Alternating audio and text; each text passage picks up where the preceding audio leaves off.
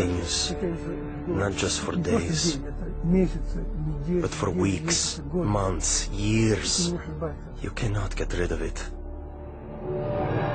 And the other continual feeling is the constant cold. Terrible cold. Sometimes I felt as if my blood circulation was slowing down. I was personally amazed at the power of endurance, because by all accounts, I should have become seriously ill and died a long time ago.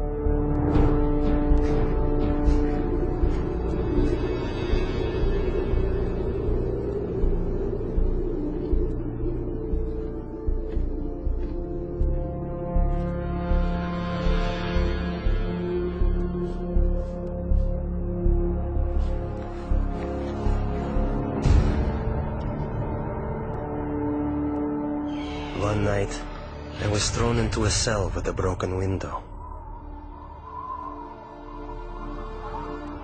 The KGB was determined to do an experiment and freeze me. Later they would say he broke the window in the cell and died of cold. I felt despair. I thought to myself, has God really left me? Am I really forgotten and neglected?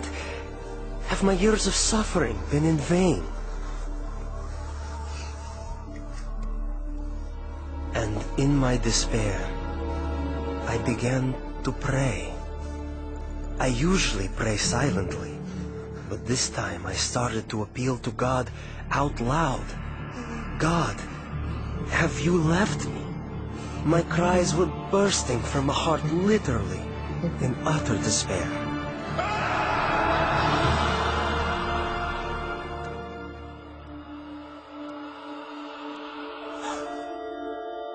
One night I had a dream. In my dream, I was told to pray for Alexander.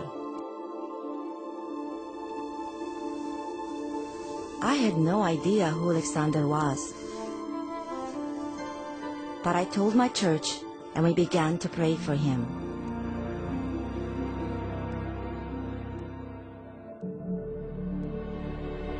And right then, I suddenly felt a palpable physical warmth. Not the kind that comes from a heater, but like when a mother draws her freezing child to her breast and warms him with her tearful breath of compassion. It was a very living, human warmth. It penetrates you as if piercing you to the heart. And inside your heart, a spring opens up, out of which flows peace. A wonderful, magnificent, soothing peace.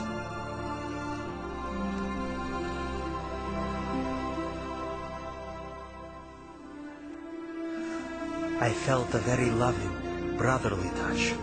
Someone's caring hand touching my shoulder. I actually felt it. And this gesture represented the words, "You are not alone.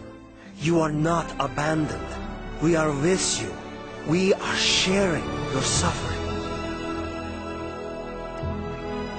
This warmth was the energy God gave me to feel physically the heat of prayer with my own skin, my own being. As if the prayers converted the energy of love into the energy of warmth.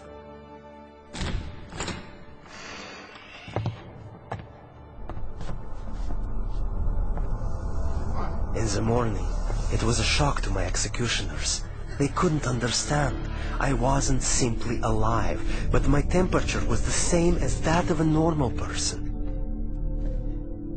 I heard the doctor explaining to my executioners in the corridor, "This is impossible. We can't explain it." About 6 months later, we received a letter from Open Doors to pray for Alexander. And we finally found out who this Alexander was. We had been praying for 6 months without knowing anything about him. Alexander had started a Christian movement that spread across the Soviet Union.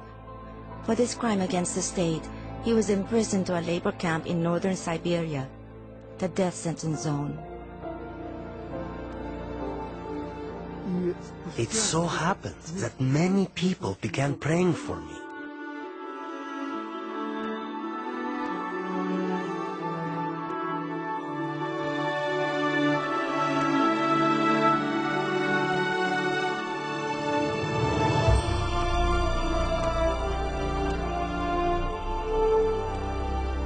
And that was exactly when they released me. Prayer opened the prison doors, and as the gospel affirms, set the captives free.